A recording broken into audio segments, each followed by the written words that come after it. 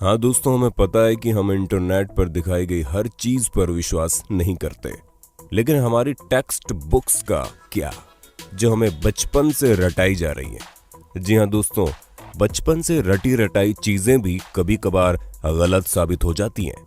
फिर चाहे वो ग्रेट वॉल ऑफ चाइना का स्पेस से दिखना हो या फिर जीनियस अल्बर्ट आइंस्टीन का स्कूल में मैथ में फेल हो जाना। इसलिए दोस्तों, दिल थाम कर बैठिए, क्योंकि आज हम आपको उन झूठ के बारे में बताने वाले हैं जिन्हें आप सदियों से सच मानते आ रहे हैं। और अंत में जो सच्चाई हमने आपके सामने रखी है ना, उसे जानकर आप हंसी से लोटपोट हो जाएंगे।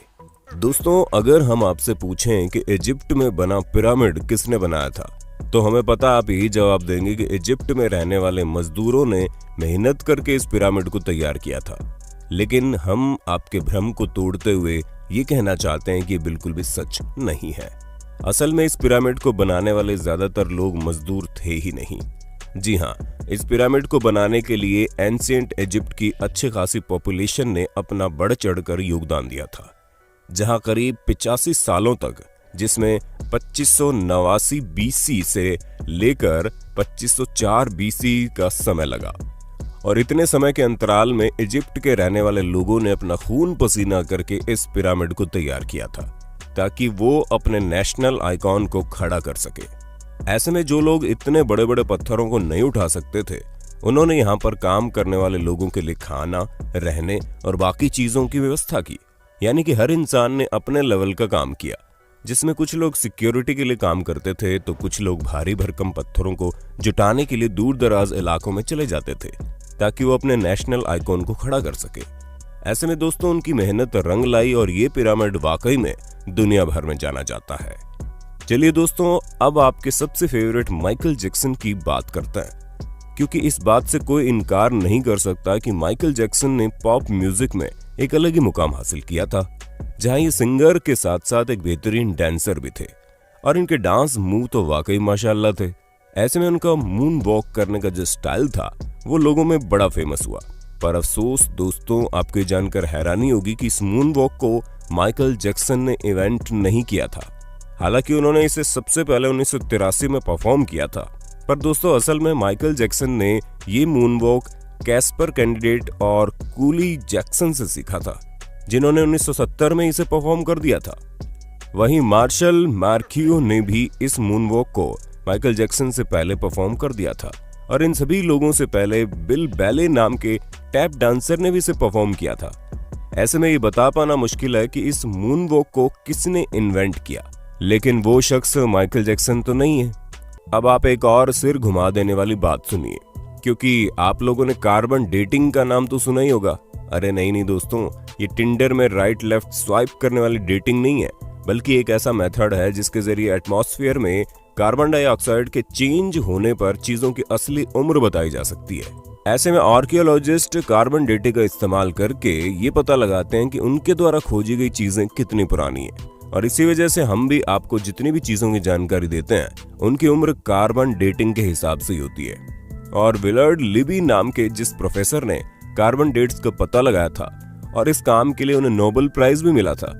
लेकिन दोस्तों, दिल थाम लीजिए, क्योंकि हम आपको बता दें कि कार्बन डेटिंग के जरिए चीजों की असली उम्र पता लगाना बहुत मुश्किल है।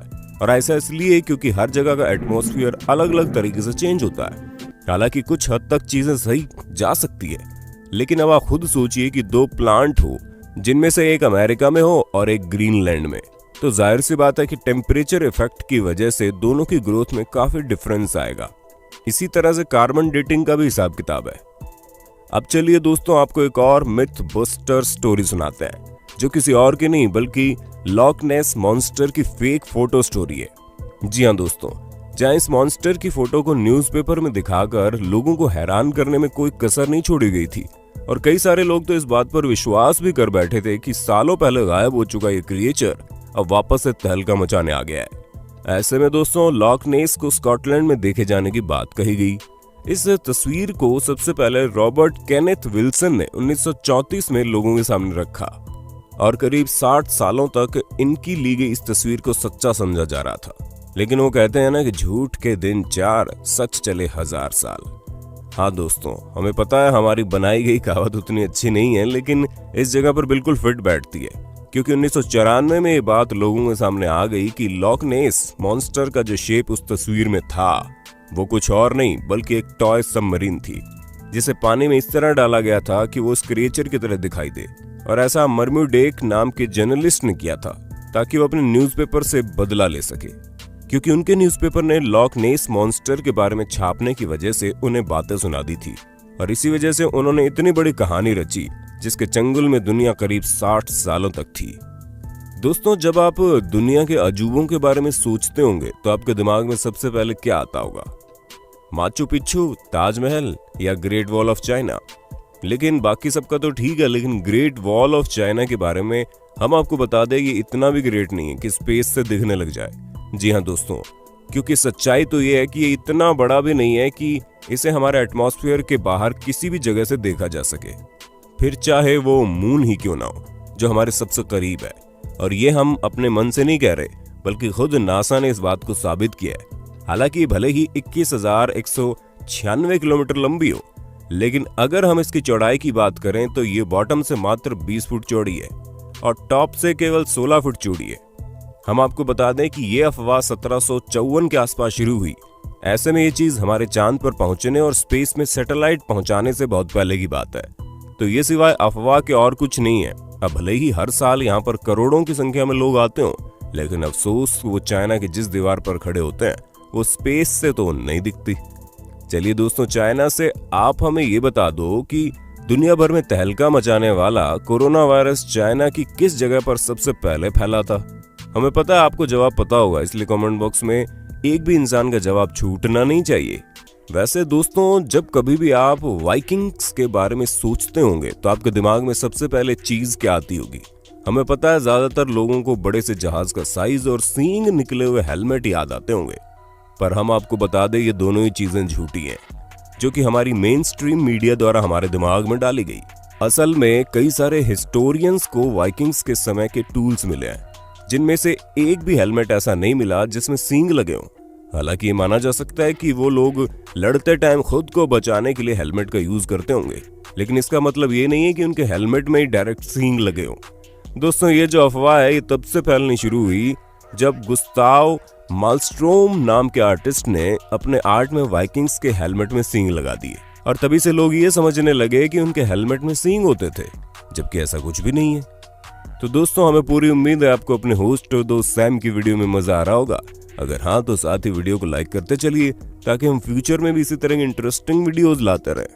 दोस्तों, अब हम आपके दिमाग की सबसे बड़ी उपज को दूर करते हैं, क्योंकि कई सारे लोगों को ये सिखाया जाता है कि अल्बर्ट आइंस्टीन जो कि इतने बड़े जीनियस थे, वो हाई स्कूल में बेसिक मैथ की वजह से फेल हो गए थे। तो दोस्तों, ये बिल्कुल गलत है। जी हाँ, ऐसा कुछ भी नहीं है, बल्कि आइंस्टीन तो उल्टा मैथ के जीनियस थे, जहां मात्र 15 साल की उम्र में उन्होंने मैथ में अपनी बहुत अच्छी पकड़ बना ली थी। अब दोस्तों, जाहिर सी बात है, जो शख्स फिजिक्स की दुनिया में इतनी बड़ी उपलब्धियां पाया हो, उसे बेसिक मैथ ना आती हो, वो भी हाई स्कूल के समय में, ये चीज थोड़ी सी खटकती है। पर हमें तो बुरा उन लोगों के लिए लगता है जो ये सोचते हैं कि उन्हें मैथ नहीं आएगी, फिर भी वो साइंटिस्ट बन जाएंगे।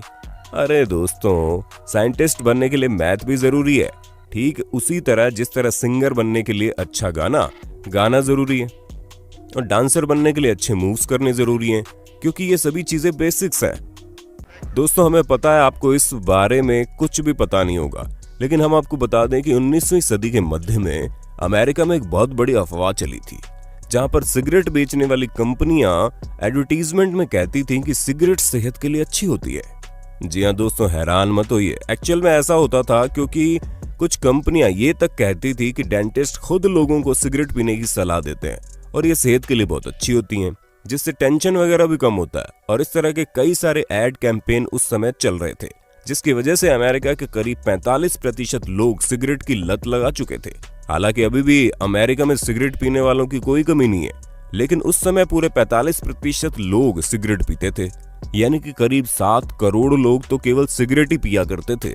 वो तो बाद में पता चला कि ये सेहत के लिए हानिकारक है, जिससे भगवान आपको अपने पास जल्दी बुला लेते हैं, और इसी वजह से लोगों ने मरने के डर के कारण सिगरेट को टाटा बाय बाय कहना जरूरी समझा।